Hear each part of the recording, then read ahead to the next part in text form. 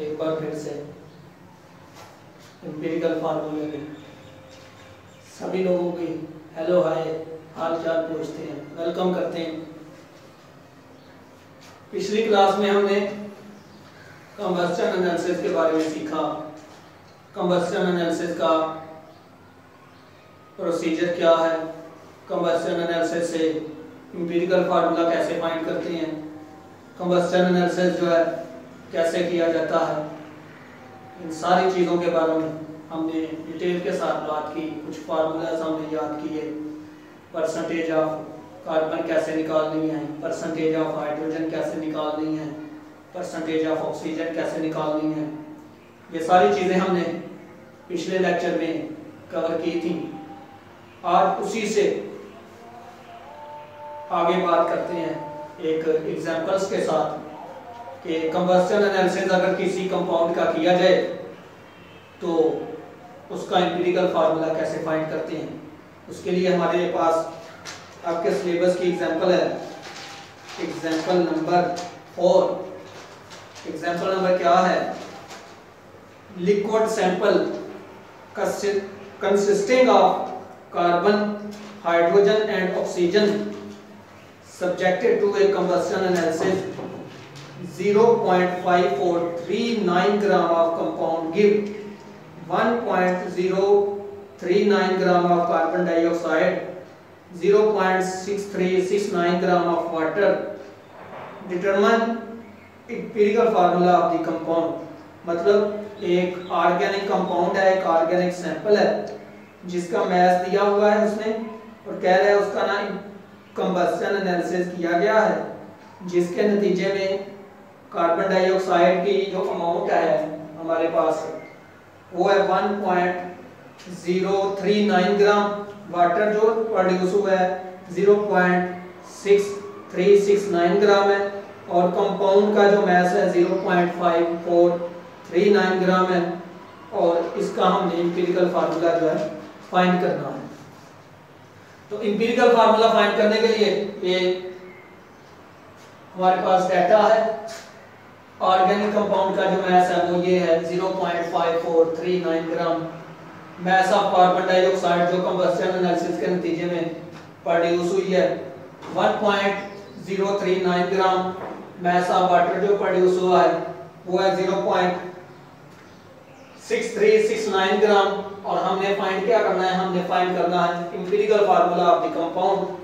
तो empirical formula compound का find करने के लिए वही 4 स्टेप्स जो हमने पहले पढ़े हुए हैं उसी को थोड़ा सा रिकॉल करेंगे। सबसे पहले हम जो है फाइंड करेंगे percentage of carbon, percentage of hydrogen, percentage of oxygen. तो ये चूंकि कंबस्शन एनालिसिस का न्यूमेरिकल है, कंबस्शन एनालिसिस का एक क्वेश्चन है, तो इसलिए हम परसेंटेज जो है किसी भी एलिमेंट की, रिस्पेक्टिव एलिमेंट की, वो कंबस्शन एनालिसिस का ही फार्मूला यूज करके फाइंड करेंगे।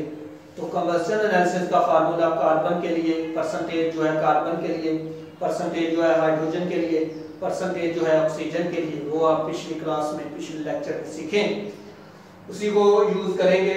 परसेंटेज ऑफ कार्बन सबसे पहले हमने निकालनी है, क्योंकि हमें पता है कि एम्पिरिकल फार्मूला फाइंड करने के लिए सबसे पहले जो कंपाउंड के अंदर मौजूद एलिमेंट है उनकी परसेंटेज फाइंड करनी होती है।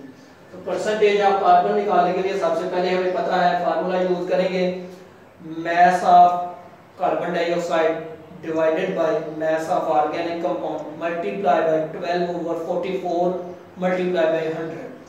तो ये फार्मूला है mass of carbon dioxide, mass of organic compound divide किया मल्टीप्लाई बाय 12 क्या है? Atomic mass of carbon divided by 44 क्या है? Mass of carbon dioxide multiply by 100 percentage की वजह से।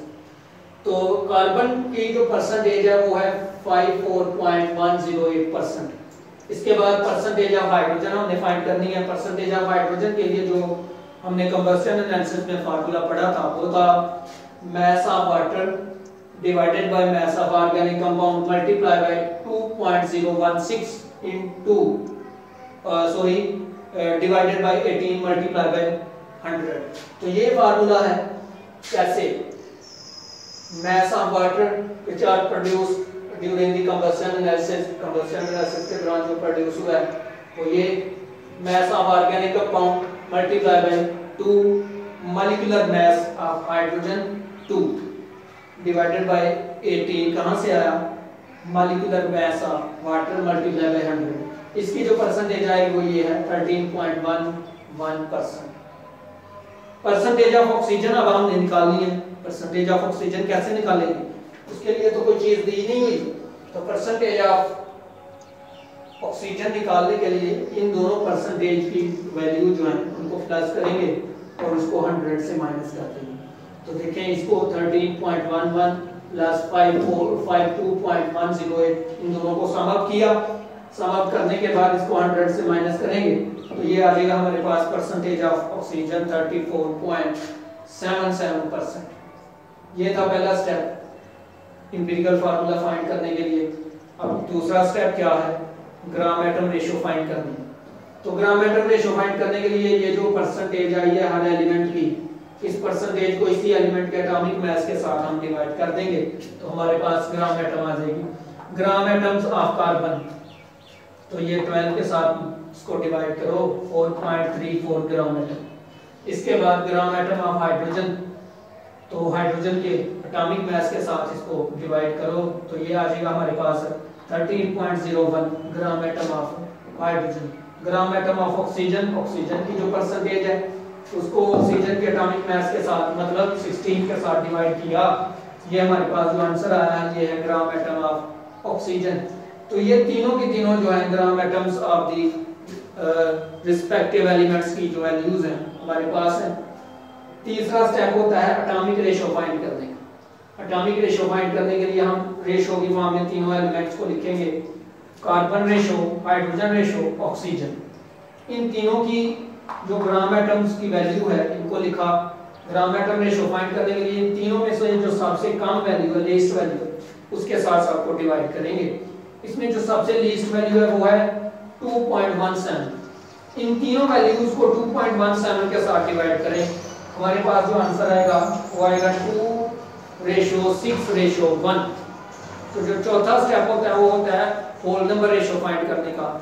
मतलब जो आंसर आए लास्ट पे वो पॉइंट्स के बगैर आना चाहिए। तो यहाँ पे आप देख सकते हैं आंसर जो है पॉइंट्स के बगैर आ रहा है, होल नंबर रेशियो आ रहा है। तो अब इंपीरिकल फार्मूला लिखना होता है, तो इंपीरिकल फार्मूला कैसे लिखेंगे? इंपीरिकल फार्मूला लिखने के लिए C2H6O, तो इसका इंपीरिकल फार्मूला ये है C2H6O।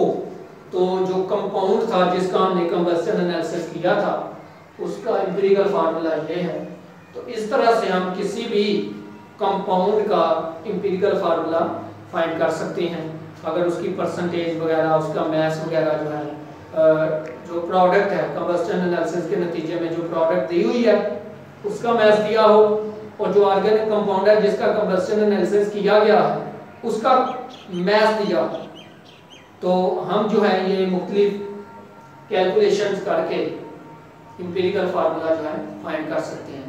तो नेक्स्ट मिलेंगे नए टॉपिक के साथ, तब तक के लिए अल्लाह हाफ़िज़।